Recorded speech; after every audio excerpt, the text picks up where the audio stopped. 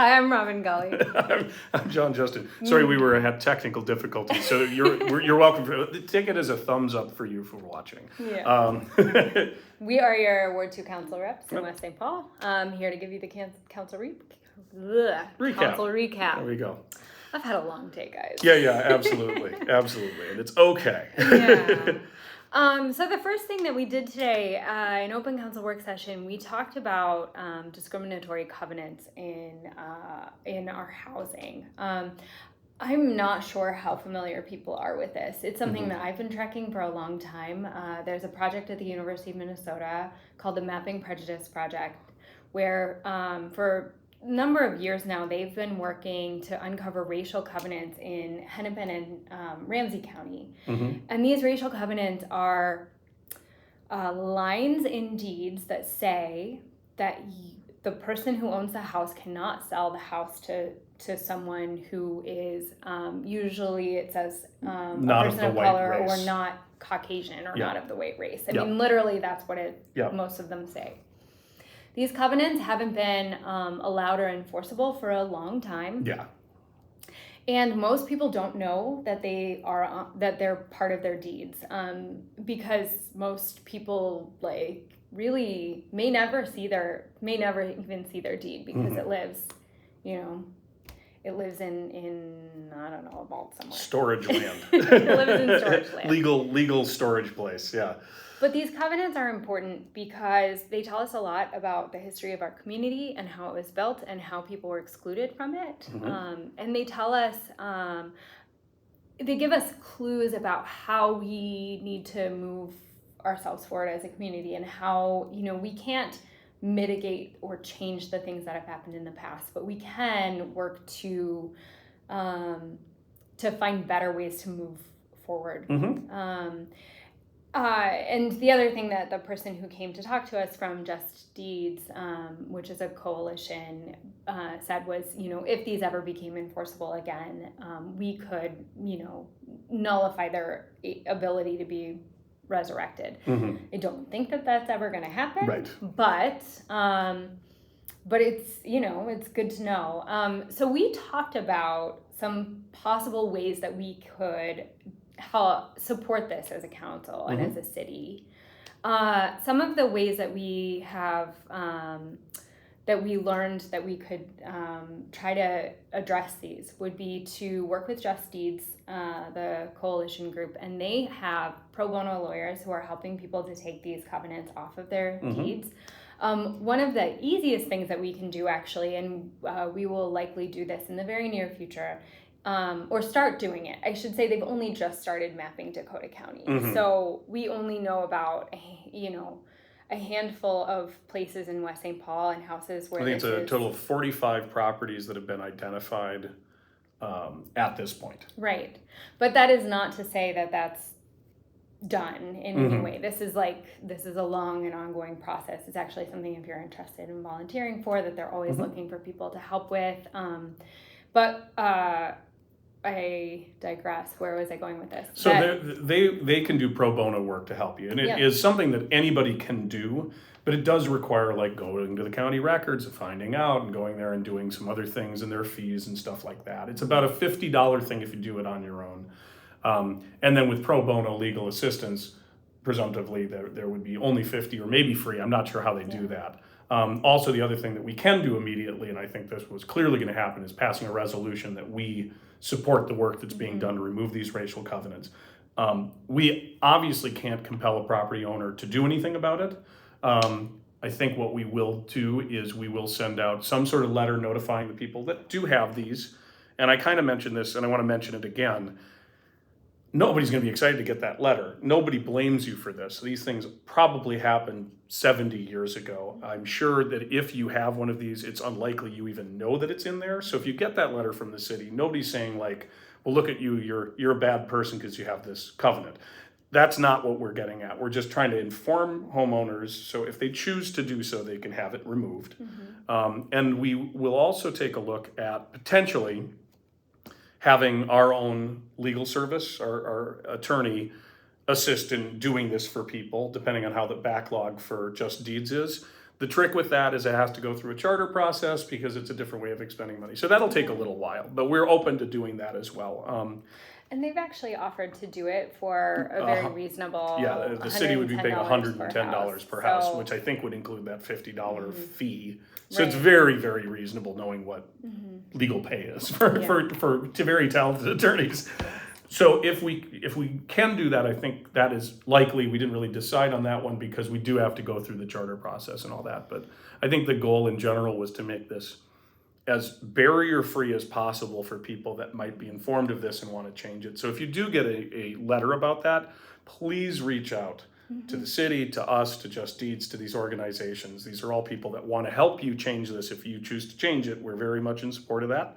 But don't feel like, I mean, if I got this letter, I would be bummed out. I'm going to tell you right now. It would feel weird, right? Yeah. And I want people to understand it's not about you. It's about a historical thing to have to do with when your property was titled or built or whatever. We're in different times now. It does not reflect directly on you as a person. But yeah, so if you get one of those letters, we're not trying to shame you. We're not saying you're a bad person, I promise. Yeah. And if you have any questions on it, just please reach out to anybody, any of us, and we're happy to kind of walk you through and explain the process and stuff like that. Well, and I just, just sort of adding to that, I was saying, like, I don't know that I've ever seen the deed to our house. So I actually would not be, I would be disappointed, but also not surprised because I haven't, it's not something that I've even been able to figure out how to find out. Yeah, and so absolutely. I'm really grateful to the people who are doing this work, who are by and large, if not completely volunteers, who are going through county records, house by house by house to find these covenants and help us to draw them out and pull them out of out of our current system and they don't go away, but they do, which I think is you disavow them. Is the process is I believe they called disavowing it, because changing the actual original title covenant is not possible, but you can specifically disavow them, which means they cannot carry forward to an expire. They can't be reinstated. They can't exist in a legal way if you disavow them as the owner of the property. This is my limited legal understanding, but I think I'm pretty close. If you are interested in learning more about this, you can obviously reach out to Just Deeds or the Mapping Prejudice Project. I also read a book about redlining a while ago that was excellent. It was, I think, called The Color of Law, and it was all about how these kinds of, this was part of an entire massive system that was designed to keep non-white people, so everyone who wasn't considered white, out of certain neighborhoods, and it was pervasive, and it was at every level of government and in the real estate industry, and so we have a lot of work to do to overcome the damage that was done long before many of us were even born. But that this is one step that we can take as a city to try to help change the way that we go forward as a community. And so I just think it's really, it's very important. And so yes, if you do get one of these letters, we're hoping that that it will be a letter that invites you into this conversation. Yep. Yes. And exactly. That it will have information about this and very likely has nothing to do with, in fact, I almost guarantee it has nothing to do with almost any single person who is living in West St. Paul right now. Right. But this is something it's something that we can do as a city to move forward in a better way. So yeah. All right. So we started with the tricky one. Yeah. From here it gets more fun. We had a report on Explore West St. Paul Days, both from 2023, kind of a look back at the successes, and I will call it unmitigated successes. We can't control the weather, but other than that, I think it went off better than any of us could have imagined. The funding was higher that we didn't have to come up with because our very generous partners in the business community. It really was an overall success. We already knew that. It was just kind of a review of just how successful it was in a lot of ways. And then kind of the planning for 2024, doing a lot of the same things, but growing a few things. You can look, that's in the agenda. You can look at some of the stuff that we're adding. We're keeping the fireworks on Friday because we definitely heard a resounding dislike for the Thursday ones. I heard the dunk tank's going to be back at the open house. So, yeah. And who did knows? you sit in it? I didn't. Oh, Unfortunately. you're up next year. I'm sure I am. I Just did. come over and hit me with a water balloon and make up for lost time if you want to. I'll be in the yard at some point. But yeah, I'm really looking forward to it. It was a great event last time. I think it can only get better. I'm going to keep encouraging. We did have a thing where we would supply funding for businesses that wanted to do events off-site. Part of the goal of this, the reason that it's named Explore West St. Paul, is we do want to get people out into all the areas of West St. Paul that maybe they're not going to. Obviously, I will always bring up the 40 acres, but there's lots of ends, the north end of Robert Street, Smith Dodd area stuff. I'm going to encourage businesses, you got a lot of time to think about it. If you want to do something cool in your parking lot, hire a musician, have your own dunk tank, whatever you want to do, we want to give some money out to help you do that because we want to encourage people. And I love it when somebody gets into a business that they didn't know was there because a cool event happens. So it's good for you too. So Yeah. anyway, as always, I'm always encouraging people, please take the money that the city has available to help businesses because we really want to do it. And last year, I think we had 3 people take us up on it. We had more money than that available. So I hope that if you're looking at this now and you own a business, and it doesn't have to be a business, I mean, honestly, nonprofits, I mean, I'm sure that there's probably some funding opportunities even for, it was specifically earmarked for businesses, but if you want to do something cool in your neighborhood, talk to us, maybe we can work that out. We might not We give would you love money, to, but we might be able yeah. to help you with some resources or something like that. We'd love to do it, because we really want to we love having the big events at Explore West St. Paul Days. The City Hall open house is super fun. The concerts are super fun. The fireworks are cool. The art thing is great. West St. Paul Rider, all this stuff. But it'd be awesome if that was going on, and for those 3 days, all of West St. Paul was kind of having these mini centers of things going on and neighbors getting to places maybe they haven't been before, neighbors meeting neighbors they haven't met before. I mean, it could be a secondary night out sort of thing if we kind of think about it that way. So.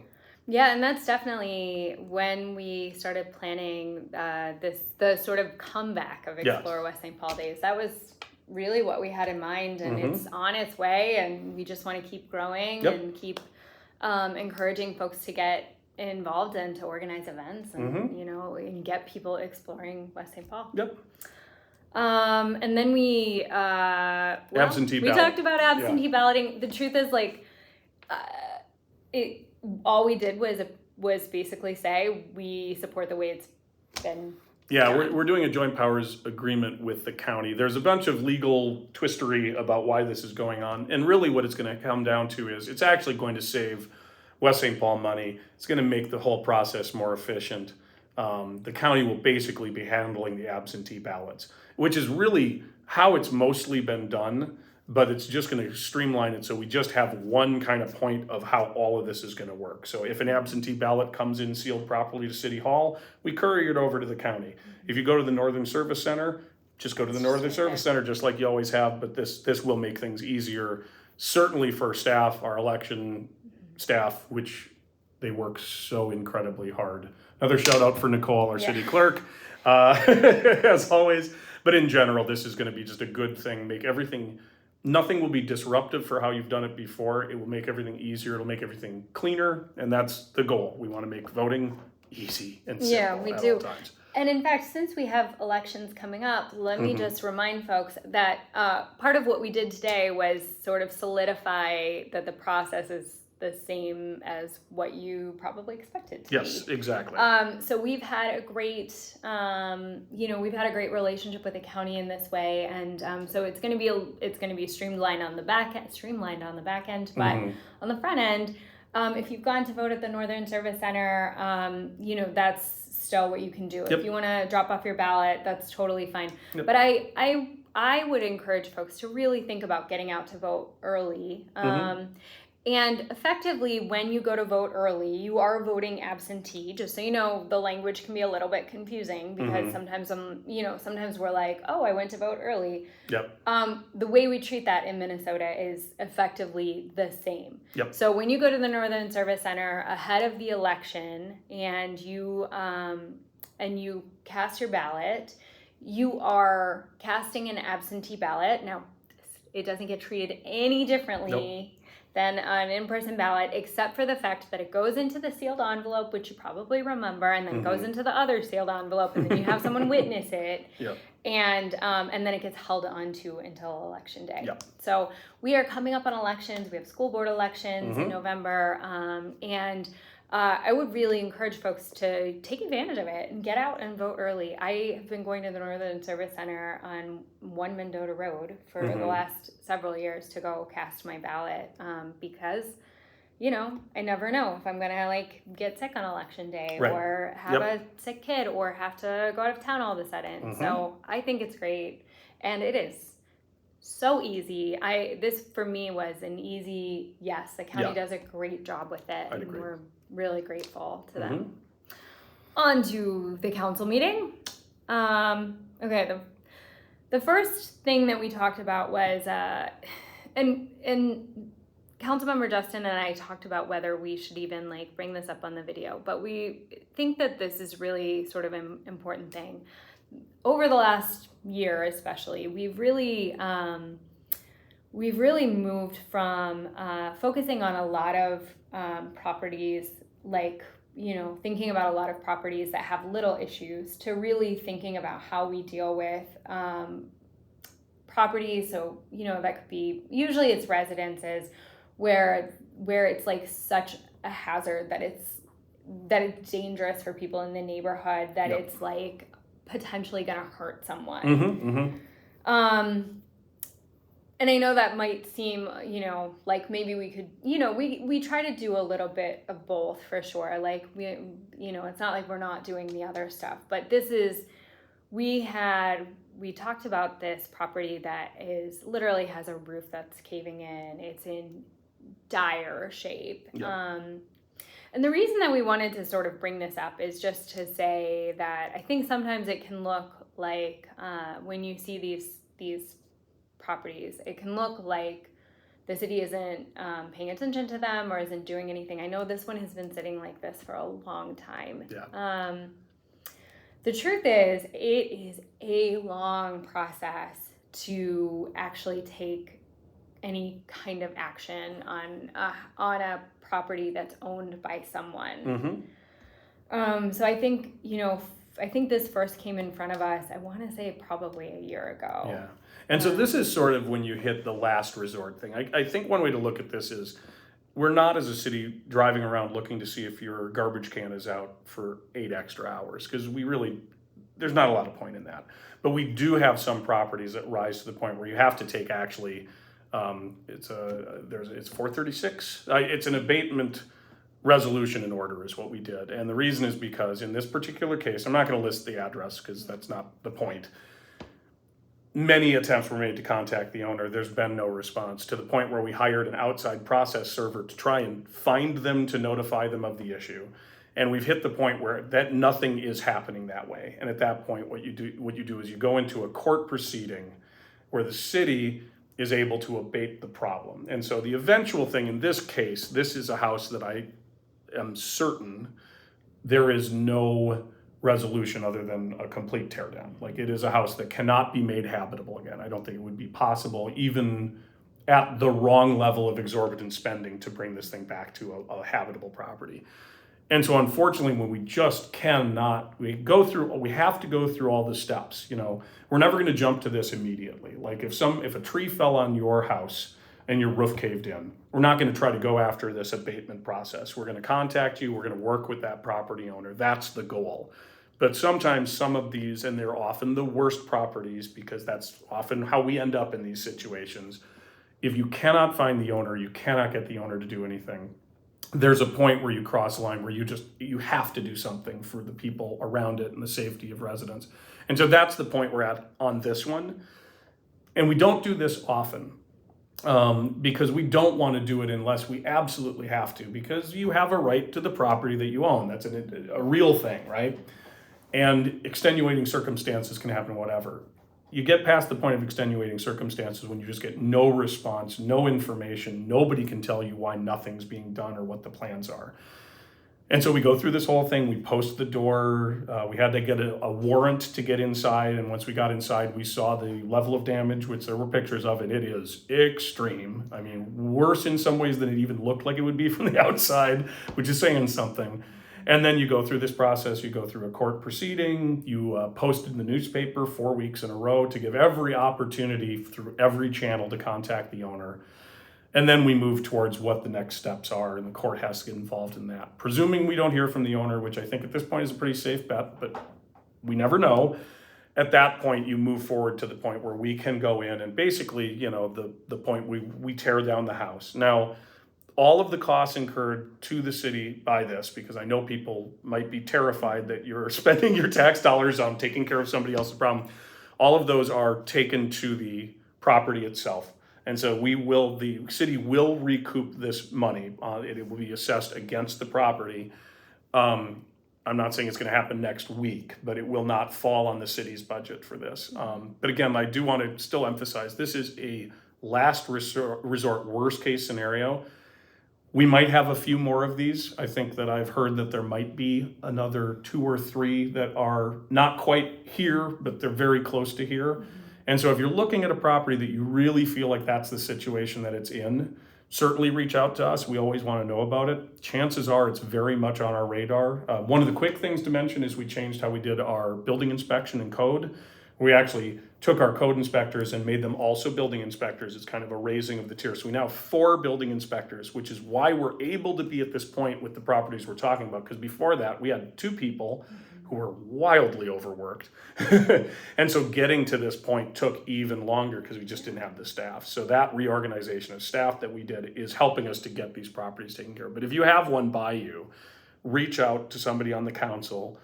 We're always happy to check. If it's somehow not on our radar and you're the first person to spot it, we're gonna be on top of it immediately. It's not gonna be like, oh, we'll look at it in 3 months. If you do have one of those, reach out, because it's possible we may be able to tell you like, yeah, it's on our radar, we're paying attention to this, and that might give you some comfort, because sometimes it can feel like nothing's happening because it takes so long for it to happen. The house I'll always use an example of this is the house that was on Charlton that was set on fire. Yeah. And that took a year to get that taken care of, and we were working on that for that entire year. It wasn't like 6 months of being like, maybe it'll work itself out. You hit a certain point. So, if you're seeing it, it's probably on our radar. We can make sure it is.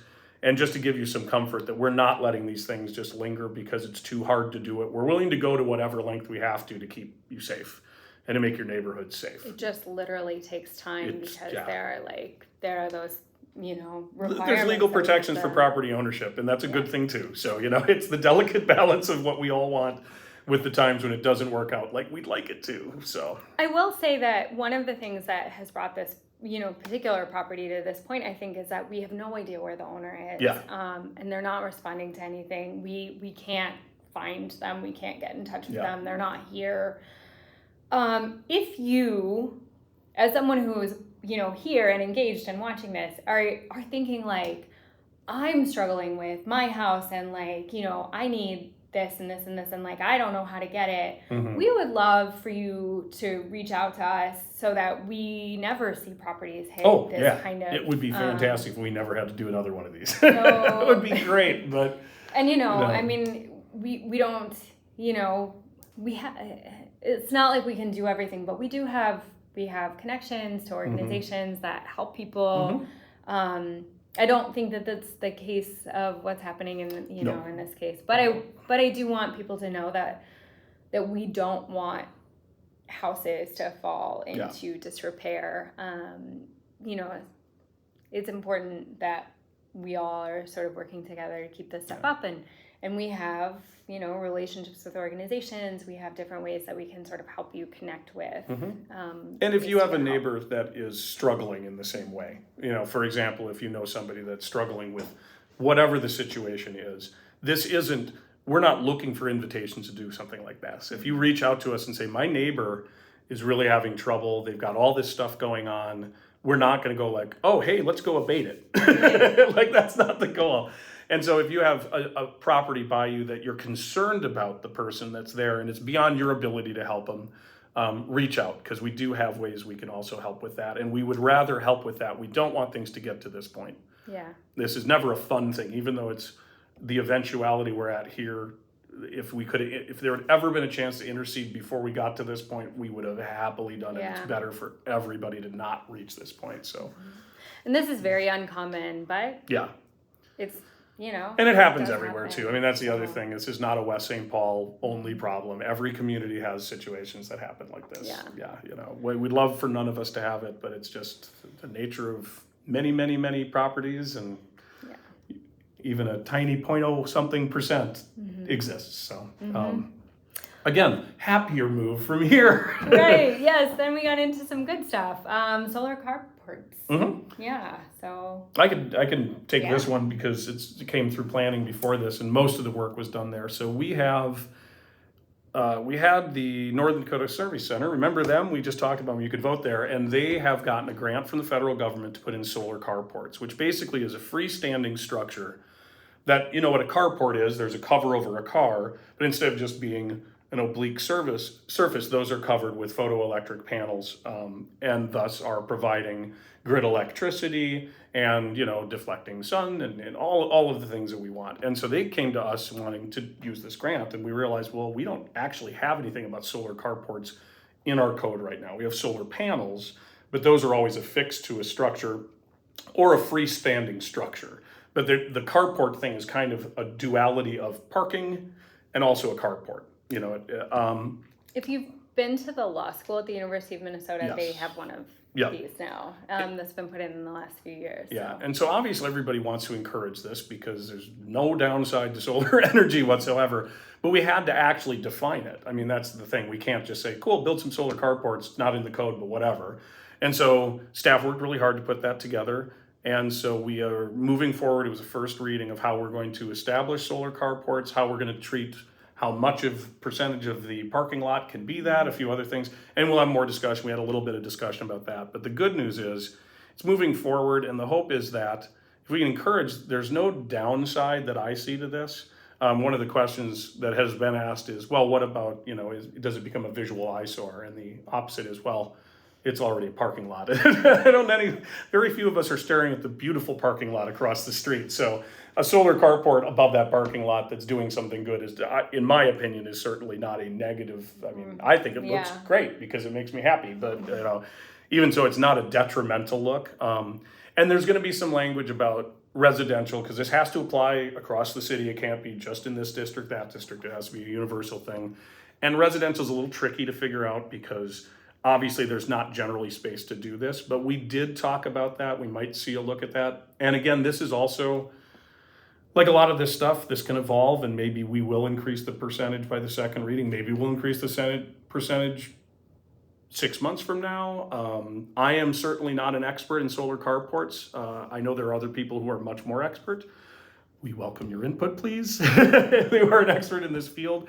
I think we're doing good work, but there is always more information we can gather. But yeah, so right now the good news is we're allowing them, and I think it's going to be a good thing. And I'd love it if we saw some other, you know, people around our city start to use these, because Definitely. why not? Yeah.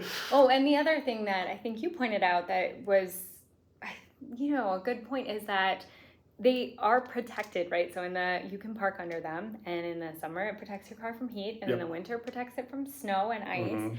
The hail hits the solar panels and not your car. Very true.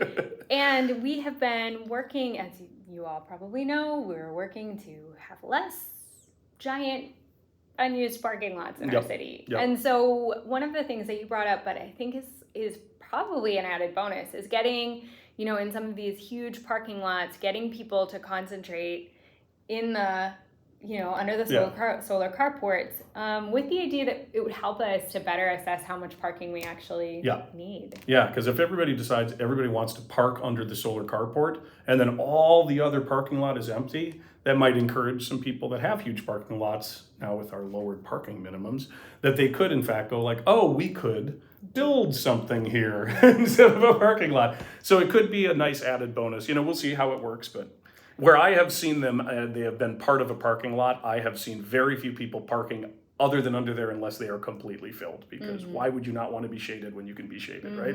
Absolutely. Oh, and then the next thing that we talked about was our zoning code around bike parking. And this I feel like we should have done a long time ago. It's just like a super easy thing that makes a big difference when you're biking around. Some of you may have noticed that we don't have a ton of bike parking in West St. Paul. So you go to a business and a lot of the time there's no place to put your bike unless you do something that you're not supposed to do, like put it on a pole or whatever. So basically we just talked about requiring businesses to have bike parking. And this would be for new parking lot construction or reconstruction. We can't go out and tell a business that doesn't have a bike rack that they have to have a bike rack now. But it will be triggered by, anything beyond resurfacing. And it's a pretty minimal requirement. We can go through all the math, but it's not onerous. These are not terribly expensive. But we established the kind of bike facilities you can have, and really kind of keeping it to two very usable ones. There was a question that I got from somebody about, well, what about these really pretty cool looking bike racks? The problem is, talking to people who actually use bike racks, often you pull up to a really neat, cool looking, stylistic, artistic bike rack and you cannot get a U-lock around it. And so the real goal here is to make them functional. So we're pretty much requiring, people can have more, but we're going to require a certain percentage of your parking spaces is going to trigger a certain amount of bike rack locations. And, if you want to have your cool artistic bike rack in addition to that, that's fantastic. Not going to stop you. Anybody wants to have twice as many bike racks, awesome as well. But yeah, so it's not a huge request. It's not a very expensive thing. It's not going to make, we have heard nothing from any developers that are against this. And in fact, a lot of the developers that have come in have voluntarily already had more bike racks. We just want to make sure that it's just in there. You have to have at least this amount. They have to be in a place where people can access the entrance and not we don't want people putting okay, we got to have 10 bike racks. We'll put them up the hill and around the corner where nobody's going to use them because, not that I think people would do that, but people surprise me all the time. So it's a pretty straightforward thing. Again, I think that was also a first reading. If people have thoughts on that, we had some really good, at the Planning Commission, we had some really good people come up with some very specific expertise that I think helped craft this even a little better than it was when we first saw it. That offer is open again for the next time we talk about this, or in between now and then. If you have some strong feelings on a certain kind of bike rack or placement and all that other stuff, within reason, we will do that. And then again, we'll just, this could expand over time. We've got kind of a minimum, percentage, or a minimum if there's not a percentage that triggers. So I think it's a good system right now. And the other thing that I mentioned, I don't think there was any complaint about it, is I encourage the city to basically bring all of our facilities voluntarily. We don't have to, but I think out of good faith, if we're going to ask business owners and developers to do this, then, for example, we might need more than the 2 bike locations out in front of City Hall, say. And so I think that everybody was amenable to the idea that this is a good trigger for all of our, parks, city buildings, et cetera, to follow the same rule that we're establishing for other people, even though we don't have to do it until we reconstruct. I think we're going to voluntarily do it because we believe in it. And we want more people to bike. Yep. And it's harder when you get places and you can't. Yeah, it can really throw your day off if you get somewhere and you can't attach your bike to anything. And so you go home and you don't